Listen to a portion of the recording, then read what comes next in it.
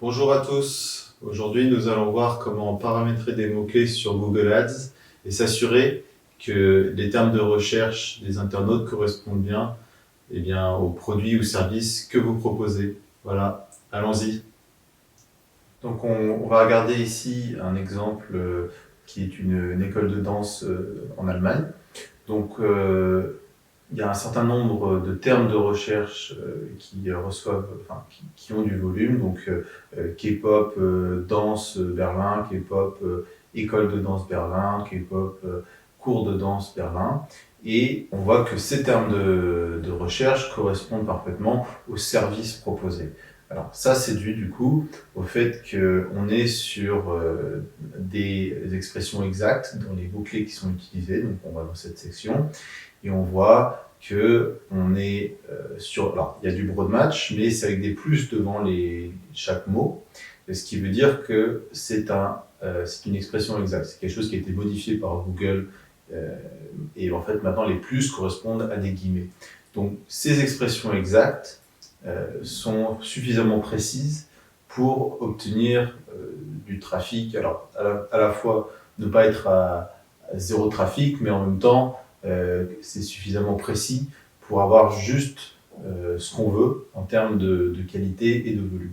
Donc voilà, on voit qu'on a K-pop Tanzschule, donc école de danse Berlin, K-pop cours de danse. Donc tout ça est relativement cohérent par rapport à ce qu'on... Et on a voilà, des volumes de 100 à peu près d'impressions, une centaine de clics. Vu que c'est de bonne qualité, il y a de quoi convertir. Ensuite, dans les mots-clés négatifs, ces mots-clés-là, on les a rajoutés, donc rock and roll, salsa, reggaeton, etc., parce que ce sont des services qui ne sont pas proposés. Et donc, il est nécessaire de mettre un mot-clé négatif, surtout si dans vos mots-clés, il y a, par exemple, cours de danse ou école de danse Berlin sans le terme K-pop, par exemple. Donc, c'est important de mettre des mots-clés négatifs pour améliorer les taux de clics et les scores de qualité des mots-clés et du coup de faire baisser le CPC moyen de la campagne et donc d'être plus rentable.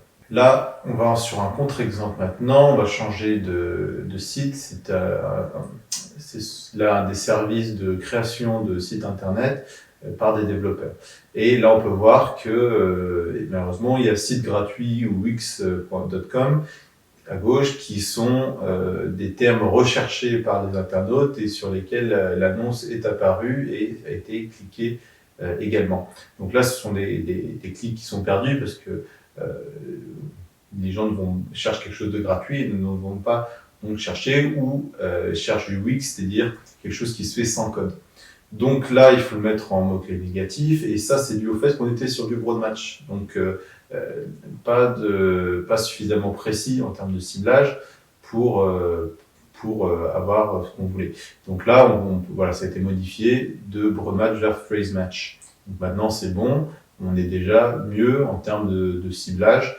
Ça, c'est important. En termes de mots-clés négatifs, également, voilà, gratuit, pas cher, les classiques ont été rajoutés en mots-clés négatifs, également emploi, formation. Ça, c'est des choses qu'on peut voir quand on regarde les termes de recherche.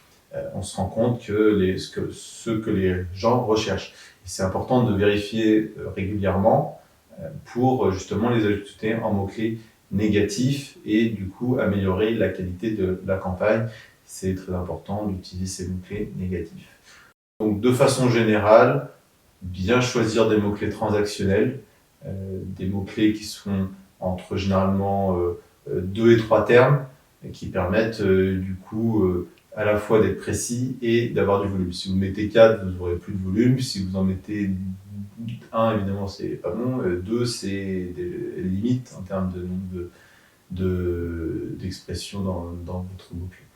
Donc, voilà, je pense que c'est tout. N'hésitez pas si vous avez des questions et à très bientôt.